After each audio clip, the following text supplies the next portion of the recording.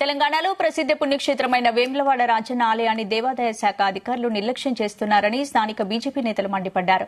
భక్తులు సమర్పించే కోడెలకు రక్షణ కల్పించాలని డిమాండ్ చేస్తూ ఈవో కార్యాలయం ముందు బీజేపీ ఆధ్వర్యంలో ధర్నా నిర్వహించారు.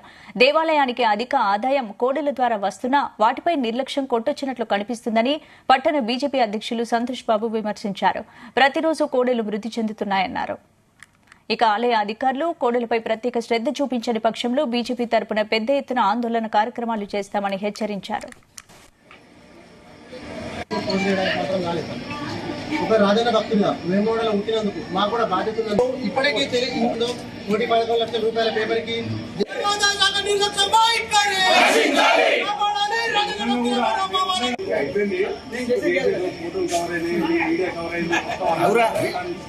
తెలంగాణలోనే అతిపెద్ద పుణ్యక్షేత్రం శ్రీ రాజరాజేశ్వర స్వామి దేవాలయం వేములవాడ. మరి ఇప్పటి వరకు వేములవాడ దేవాలయానికి పూర్తి స్థాయి ఈవోని నిర్వహించకుండా మరి ఇక్కడ జరుగుతున్నటువంటి అనేక రకమైన సంఘటనలకు దారితీస్తూ ఉంది. మరి తెలంగాణ ప్రభుత్వం మరి రాష్ట్ర దేవాదాయ శాఖ మరి ఈ దేవాలయాన్ని తక్కువ చేసి చూపించే విధంగా చేస్తున్నట్టు మరి మాకు అనిపిస్తూ ఉంది. మరి గత కొంతకాలంగా మరి ఇక్కడ భక్తులు సమర్పించినట్టు కోడెలు మృత్యువాత పడడం చాలా బాధాకరం. దీని నిర్వహణ లోపము మరి కొట్టొచ్చినట్టు కనబడతా ఉంది. మరి నిన్నటి రోజున భారతీయ జనతా పార్టీ ఈ రోజు నిరసన కార్యక్రమం అని చెప్పి తెలియజేయగానే మరి ఉన్నట్టుండి రాష్ట్ర దేవాదాయ శాఖ నుండి 1,11,00,000 రూపాయల ప్రొసీడింగ్ ఇవ్వడం జరిగింది. మరి ఆ ప్రొసీడింగ్ పేపర్ చూసుకున్నట్టయితే మరి ప్రెస్ నోట్ కూడా ఇవ్వడం జరిగింది.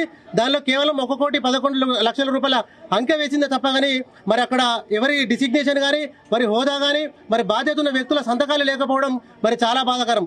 గత ప్రభుత్వం ఏదైతే బ్రోచర్ల ద్వారా రంగురంగ బ్రోచర్ల ద్వారా మరి దేవాలయాన్ని అభివృద్ధి చేస్తా అని చెప్పినట్టు మరి ఈ ప్రభుత్వం కూడా మరి ముక్కు ముఖం లేనటువంటి పేపర్లు మరి ఇచ్చి మరి భక్తులను మరి తప్పుదోవ పట్టిస్తున్నట్టు మాకు అనిపిస్తా ఉంది. ఈ రోజు మన నిరసన ద్వారా మరి దేవాలయ అధికారులకు మరొకసారి మరి ఘాటుగా చెప్పడం జరిగింది. మీరు వెంటనే ఆ 1,11,00,000 రూపాయలతో మరి వెంటనే అభివృద్ధి చేపట్టి మరి సరైనటువంటి మరి పూర్తి స్థాయి వెటర్నరీ డాక్టర్ని ఏర్పాటు చేసి మరి మెరుగైన వసతులు కల్పించి మరి నాణ్యమైన పౌష్టికాహారం కల్పించి మరి తగు రీతిలో మరి తక్కువలో ఉన్నటువంటి సిబ్బంది మరి మరింత సిబ్బంది అక్కడ